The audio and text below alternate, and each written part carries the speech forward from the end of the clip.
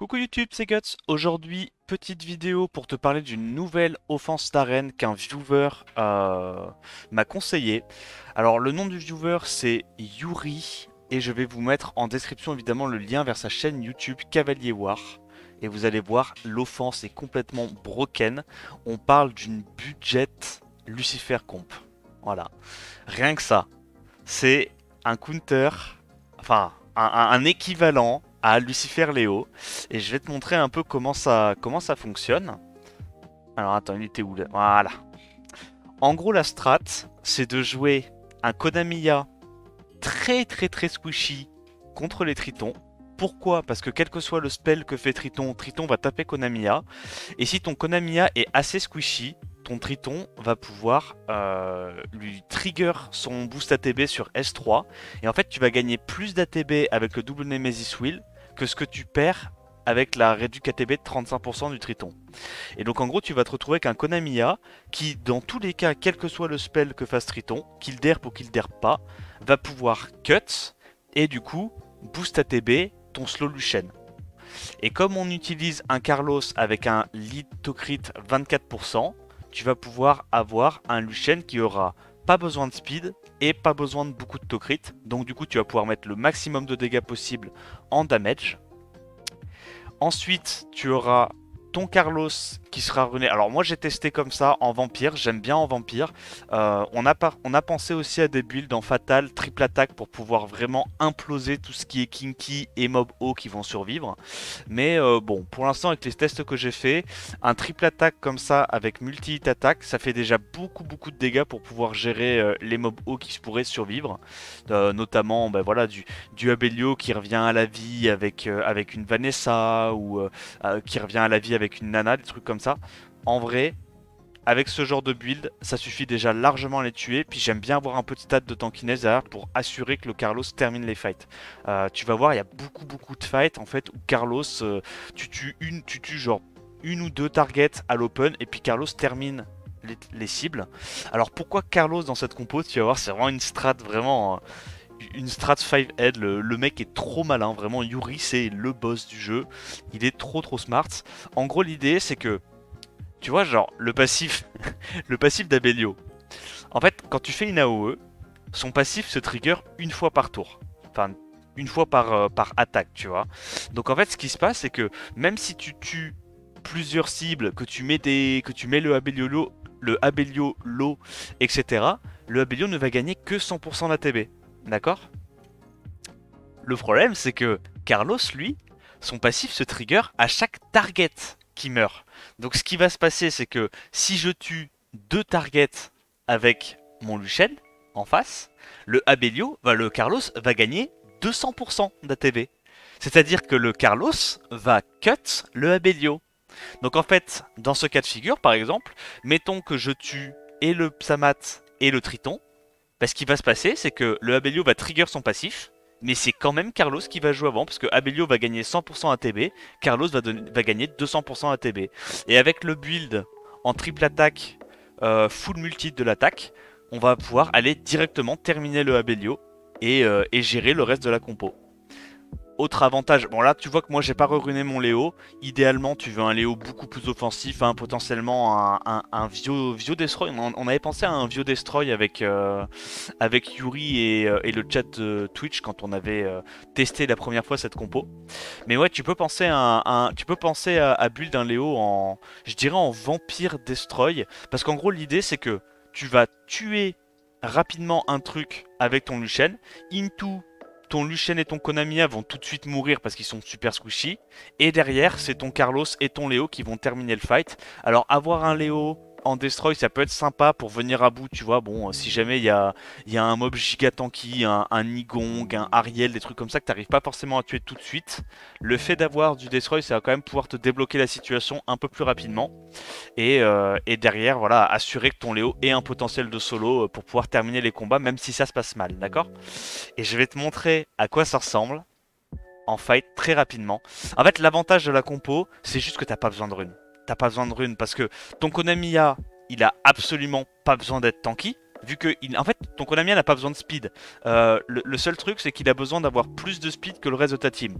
Bon, moi j'ai mis ces runes là parce qu'elles n'étaient pas utilisées, mais concrètement, tu peux imaginer un Konamiya à plus 50, plus 60 de speed. Ça suffit, hein, du moment que ton Konamiya joue avant ton Carlos et le reste de ta team.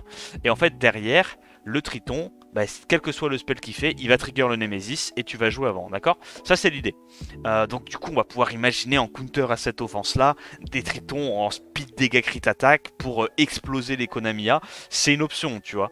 C'est clairement une option. Et donc, il y a la version Konamiya contre les Tritons.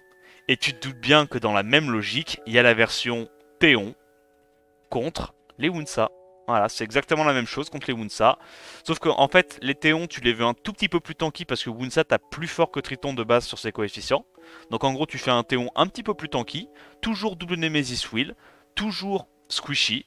Et tu vas voir en fait que tu vas pouvoir, grâce à ça, exploser les Wunsa avec Théon et les Konamiya avec Triton. Et ce qui est broken, et pourquoi je dis que c'est on va dire, la Lucifer Léo du pauvre, c'est que tu vas pouvoir, grâce à ça, outspeed les Lead 33 Triton, Lead 33 Wunsa, donc des défenses qui sont très très rapides, sans avoir besoin d'aucun set Swift pour ça. Et ça, c'est incroyable, parce que si tu peux te permettre d'économiser tes set Swift pour les mettre en défense, tout en étant toujours capable de taper les offenses rapides, enfin les défenses rapides avec des Tritons, c'est incroyable, c'est incroyable. Donc on va faire un petit test, je vais te montrer un peu à quoi ça ressemble. Bon, j'espère qu'on va pas tomber sur un Triton qui est en DCC, mais normalement la plupart des Tritons n'ont pas beaucoup de dégâts. Donc là, on a notre premier tour, tranquille, ok. Hop, on va taper un petit coup sur le Abelio. Il fait son S3, tu vois qu'il nous réduit ATB, mais comme il nous inflige beaucoup de dégâts vu qu'on est squishy, on joue quand même. On joue quand même. Alors, pourquoi est-ce qu'on prend Konamiya et pas Megan? Parce que comme Triton réduit de 35% ATB, Megan, elle booste pas de 35% ATB. Donc si ton Triton, il réduit le Lucian, et que tu fais ton S3 Megan, bah tu te rends bien compte que le Lucian n'aura pas assez d'attaque, enfin d'attaque bar pour pouvoir cut en face, d'accord? Donc tu es obligé de jouer les boosts ATB 100%. Donc là, ce qui se passe, c'est que on booste le Lucian, on met des bons petits dégâts, on tue 2 targets, et là, si on se fait pas stun d'esper, on cut, tu vois? Parce qu'en fait, comme on a tué 2 targets plus le Konamiya qui est mort, on a 300% d'ATB. Et là, on peut terminer tranquillement avec le Carlos. Et tu vas voir à quel point c'est broken. Parce que Carlos, il a beau se faire... Voilà, tu vois là, hop, on a tué le Abelio. Il a tué le Lucian. On a gagné 200% ATB. On rejoue avant le Psamat. Voilà. Et là, tu t'arrêtes jamais de jouer.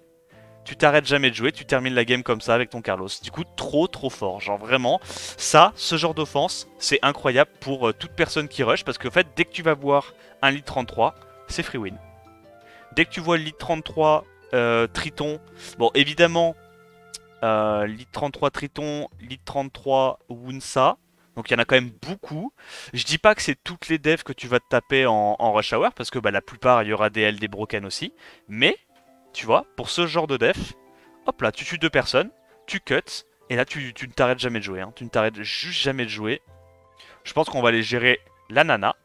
Et tu vois qu'en fait, avec le multi, bah, t'as largement assez de dégâts pour gérer le reste de la compo. Et comme t'as Carlos plus Léo, tu ne t'arrêtes littéralement jamais de jouer. Voilà. C'est même pas long. C'est même pas long. Genre, les offenses durent, allez, si tu te concentres bien, ça dure 20 secondes grand max. Hein, parce que ça fait un tour de spell et puis après, ça joue plus jamais. Hein, donc, c'est très fort. Et du coup, tu vas pouvoir économiser tes sets Swift, notamment le set Swift que tu mettais sur ton Bernard et tout pour pouvoir outspeed, bah, tu vas pouvoir prendre un set qui est beaucoup moins fort sur ces mobs là et les utiliser uniquement pour taper les devs plus lentes. Donc voilà, donc il vient de faire son spell, hop, on cut, on tue, et là on va rejouer encore avant parce qu'on a tué 3 personnes, donc on va jouer avant, hop là. Et tu vois que le Carlos avec ce build là en triple attaque avec des sub tanky et tout, bah, c'est n'importe quoi les dégâts qu'il fait. Hein. C'est juste illégal. Hein. Le truc il met du 40k facilement, il n'y a pas de problème. Et tu vois, dès que tu as une dev comme ça, t'as pas vraiment de soucis. Bon là évidemment Alphas c'est relou, tu peux pas vraiment le passer à cause d'Alphas, mais genre un autre leader skill tu peux. Donc là on va refresh, hein. Je vais essayer de te montrer quelques exemples pour la vidéo, vraiment que tu te fasses une idée. Mais c'est sûr et certain que tu vas me voir utiliser ça en rush hour, hein. Y a pas de question à se poser. Tu vas me voir utiliser cette offense très souvent en rush hour parce que c'est incroyable. En fait, tu vois, moi un des problèmes que j'avais justement en rush hour, c'est que si je voulais mettre mon meilleur set Swift sur mon Triton pour défense, bah derrière ça nerfait de ouf mes offenses, tu vois. Bah là maintenant il n'y a plus de problème. Maintenant il y a juste plus de problème. Voilà, puis comme ton Carlos est tanky, bah il peut tanker un petit Psamat et tout, même s'il se fait stun, et tu vois, ça prend pas longtemps, hein, parce que dans tous les cas, la plupart des mobs en face, vu que tu tues les mobs hauts, qui sont susceptibles de gérer ton Carlos avec ton Lucian, bah derrière, les autres mobs, ils vont aller taper le reste de ta team, donc des mobs feu, des mobs vent, ils vont aller taper tes mobs hauts et tes mobs vent, donc ils vont les tuer, donc ils vont faire regagner des tours à Carlos grâce à son passif, et au final, Carlos va gérer très facilement les mobs qui restent, et ça c'est incroyable. Tu vois, et c'est vraiment une espèce de Léo Lucifer du pauvre. Alors, il y a évidemment des inconvénients par rapport à Léo Lucifer, hein. Bah, Léo Lucifer, notamment pour n'en citer que quelques-uns, bah, ça donne plus de dégâts grâce au passif de Lucifer. T'as pas à attendre que le Triton joue, donc t'es pas vulnérable, on va dire, à un Triton en DCC par exemple, un Triton qui taperait super fort. Voilà, mais ça c'est trop fort, hein. Alors, vraiment, c'est trop fort, ça prend pas de temps, quoi. Ça prend pas de temps. J'ai vraiment l'impression de jouer Léo Lucifer, mais en un peu moins fort, tu vois. Donc il y a des counters. Quels sont les counters de cette défense-là, notamment? Moi, je pense au Triton offensif. Donc on peut imaginer un Triton speed to crit attack ou speed dégâts crit attack pour exploser les Konamiya avec du dégât sur haut. C'est un truc qui peut se faire. Moi, je pense quand même que c'est pas très courant en ce moment et que la plupart des Tritons sont en support. Sachant que, évidemment, on peut très bien imaginer de build deux Konamiya, et une fois que tu sais que tu es contre quelqu'un qui joue un Triton offensif, tu prends ton deuxième Konamiya qui est beaucoup plus tanky pour faire le taf, tu vois. C'est exactement la même idée. En vrai, vu que c'est des mobs que tu as juste besoin de mettre en double name wheel avec potentiellement des runes blanches, parce que tu vois, là, je mets des runes plus 15, mais c'est parce que mon Konamiya il est level 20. Si je veux Enfin, on peut très bien imaginer monter mon Konamiya 4 étoiles et puis mettre des runes blanches, tu vois. Ça demande absolument pas de runes vu que t'as pas besoin de speed. T'as pas besoin de speed, t'as juste besoin de double Nemesis Wheel. Bon, le Cendrège, c'est un petit plus, tu vois, au cas où si tu tombes contre des tritons d'Esper ou quoi. De toute façon, on peut très bien imaginer un triton d'Esper qui strip stun. Bon, bah si t'as Cendrège, t'as moins de chances de te faire strip et du coup, t'as moins de chances de te faire stun derrière. C'est le seul truc, tu vois, pour lequel je me dis, bon, avoir Cendresse, ça peut être un petit confort. Et voilà, donc tu peux très bien imaginer faire un deuxième Konamiya qui est beaucoup plus tanky pour contrer ces tritons-là en crit damage. Pareil pour le Théon, hein. En fait, l'idée c'est vraiment que ça demande des mobs qui n'ont pas besoin de runes en fait. T'as pas besoin de speed sur tes mobs, t'as pas besoin de Tokrit parce que t'as le lead Tokrit. C'est incroyable, t'as même pas besoin de 6 étoiles ton Théon et ton Konamiya. C'est ça qui est trop bien avec la team, c'est que c'est super accessible en fait. Faut juste avoir Léo et Carlos. Le petit viewer m'a dit également que tu pouvais imaginer remplacer le Carlos par Kaki si jamais t'as pas Carlos, et comme ça Kaki ça te permet de pouvoir gérer assez facilement les Kinky, tu vois. Moi j'ai testé là avec un Carlos Attends, quoi? Pourquoi ça Nora joue avant son... Bon, ça c'est parce que son Triton est pas runé, hein. Mais si le Triton est runé, normalement t'as pas ce souci là. Bref, bon là on va perdre, et encore c'est même pas dit. Normalement on va perdre. Normalement on va perdre. Hmm. Là-dessus? Non. Bon là on perd mais c'est parce que le Triton n'est pas runé, hein. Si le Triton est runé, normalement bah on est censé... tu te doutes bien que on est censé pouvoir faire le combo. Là c'est juste que pour une raison obscure il doit manquer une rune ou deux sur son Triton vu qu'on n'est pas en rush hour. Hop. Et c'est sur Tidus en plus qu'on perd. Oh il va me casser les couilles avec ça pendant... jusqu'à la fin des temps. Ok. Mais ouais, donc je disais, l'avantage c'est que c'est super facile à build. Et voilà, tu peux imaginer des variations avec des Kaki, des Carlos. Moi ce que j'aime bien avec Carlos c'est que vraiment tu peux clean up très facilement les compos. Bon là tu vois, encore une fois, on n'est pas encore le dimanche soir, donc les gens n'ont pas runé leur Triton. Là, on voit la Vanessa qui joue avant le Triton, mais bon, tu te doutes bien que dans la réalité c'est Triton qui joue en premier. Et voilà l'idée, donc tu vois que tu peux passer vraiment, c'est très rapide, tu peux passer beaucoup de défense avec ça, tu vois, hop là, on a quoi là? On a une petite version avec le Wunsa, eh ben on va y aller avec notre Théon. Tac, et c'est exactement la même idée. On pourrait aussi imaginer des set fights sur le Léo par exemple, hein, voilà. Pourquoi pas des petits set fights sur le Léo. On va sur le Abelio. Moi sur le Luchen en vrai je mets du dégât sur haut. Parce que pour moi vraiment le truc qui sont menaçants c'est... je me dis qu'une fois qu'on a tué tous les mobs hauts en fait, comment il s'appelle?